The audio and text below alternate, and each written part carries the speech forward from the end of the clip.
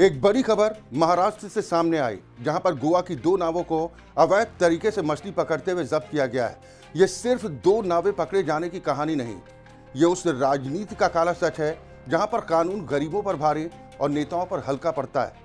महाराष्ट्र में जब्त हुई दो फिशिंग बोट जो बैन की जा चुकी एलईडी फिशिंग तकनीकी के जरिए इलीगल तरीके से मछली पकड़ने के लिए समंदर में उतर गई, जिन्हें अब जब्त किया जा चुका है। इस मामले में बेहद चौंकाने वाला खुलासा हुआ है। जब्त की गई बोट्स में से एक बीजेपी विधायक की बताई जा रही है। ऐसे में सवाल साफ है कि अगर नीति बनाने वाला ही नियमों को तोड़ रहा है तो फिर सिस्टम को कौन बचाएगा। समुद्र में रात का अंधेरा और उसी अंधेरे में कानून तोड़ने का खेल, जिस पर महाराष्ट्र मछली पालन विभाग ने बड़ी कार्रवाई को अंजाम दिया है।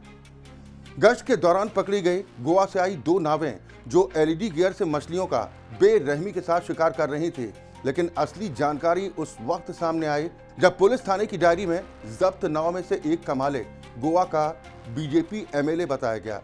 पकड़ी गई इस नाव का नंबर INDGA 01MM3341 बताया जा रहा है।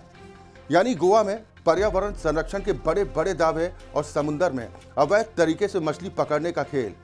एक तरफ मछुआरे वर्षों से चिल्लाते रहे कि एलईडी फिशिंग हमारी रोजी मार रही है, लेकिन कोई सुनवाई नहीं हो रही। इसके पीछे वजह क्या ये है? क्योंकि नावें रसूखदारों की थी। सरकार ने बैन किया, अफसरों ने चेतावनी दी, मछुआरे सड़कों पर उतरे, बावजूद इसके समंदर में अवैध फिशिंग जारी रही।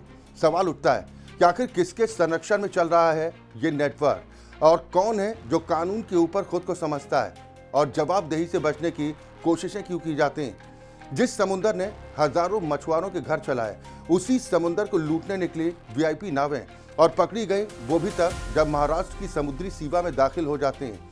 यानी एक राज्य में अपराध और दूसरे में पर्दाफाश।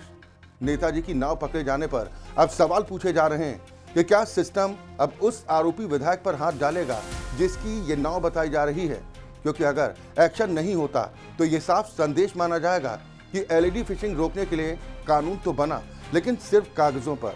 बड़ा सवाल ये भी है कि क्या एक कानून आम और खास लोगों के लिए अलग अलग लागू हो सकता है, जिसमें गरीब के पकड़े जाने पर कड़ी कार्रवाई, और अगर आरोपी राजनेता है, रसूखदार है, तो वो कानून उस पर लागू नहीं होता।